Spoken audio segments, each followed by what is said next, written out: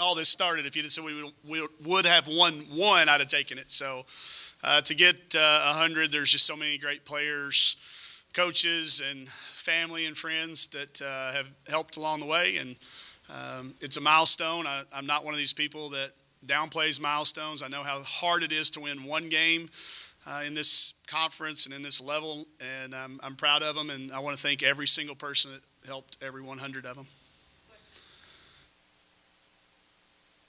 Coach, I mean, obviously Malika had a huge night. Can you talk about what she did on the floor for you guys? I mean, she did everything. 9 rebounds, 6 assists, 1 turnover, which was a charging foul, so it's not even a decision thing. That's an aggressive thing. She is the player. It'd be a toss-up between she and Dev probably, between the players that have most quickly embraced the style of coaching change, the style of play on the floor, the confidence to be in attack mode the entire time. The only time I have a discussion with either one of those kids is when they're not being aggressive. So when she's in that mode, she is really, really hard to guard. And so many good things happened for our team. She got off to a great start. We've got to find a way to get her a little more rest, and that's going to come from Jalen and Raven getting more comfortable at the backup point guard spot. But we need her playing 34-35 a night instead of 37-40. But we were really trying to get her that double-double tonight. I'm never going to leave a player in a game to get points. But if it's a rebound or an assist, which is a team stat, I'll give them a chance. I wanted Taylor or Mal to get one more rebound. I don't know why we all celebrate double-doubles and triple-doubles, but I'll take 21, 9, and 6 from a point guard anytime. Cos Poor, she didn't really have necessarily the best shooting night, but she kept with it, and she kept, I guess, the confidence to shoot, and it turned out well in the end. Could you talk about that?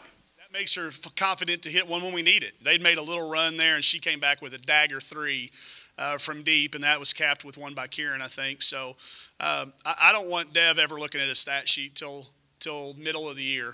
I don't want her to judge a one-game performance. We're not results-driven, we're process, and I want her taking every open 3 she gets her hands on. I'll ding her in the film room a little bit. I thought she settled for a couple of tough jump shots today where I think she can drive in there like she did late and lay it in. So still a work in progress, but a really, really solid, again, 18-point effort in 29 minutes for her. It kind of seemed like in the first half, the only reason that they were staying in the game is they were getting really easy buckets around around the hoop. Could you talk about what you guys changed going in the second half? Well, again, I talked to it a little bit last game. I'm very stubborn, and I didn't want to change our ball screen defense. I didn't want to bail them out. I knew we could change it and fix it, but we've got to get better at guarding certain actions. And if the fix is me just changing, then we don't get better. It was frustrating for them to start. They were slipping those screens on us. He's a great coach, and the Princeton offense is incredibly difficult to defend. And he saw a weakness, and they exposed it 3 or 4 times. They got 4 layups out of 5 possessions. And normally what I'll do is make a personnel change before I make a schematic change. We had to do both tonight. We had to make a personnel change, and Taylor came in and did a great job, and then we made a schematic change at halftime. And I thought that was the difference. This group, what I'm really proud of them is they're really good at making adjustments. You can make all the adjustments you want as a coach and talk about them, and if the team doesn't perform them, then you didn't really make them. But this group can really lock in and make changes, and that's encouraging because we're going to have to be able to do that.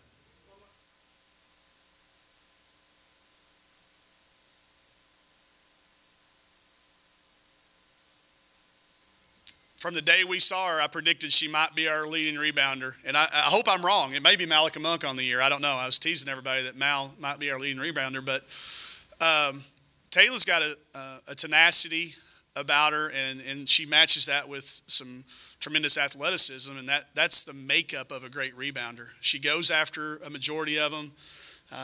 I think as she continues to learn schemes, she'll play more minutes. And she's a double-double kid. She really is because she tries so hard, and she can get those tough rebounds.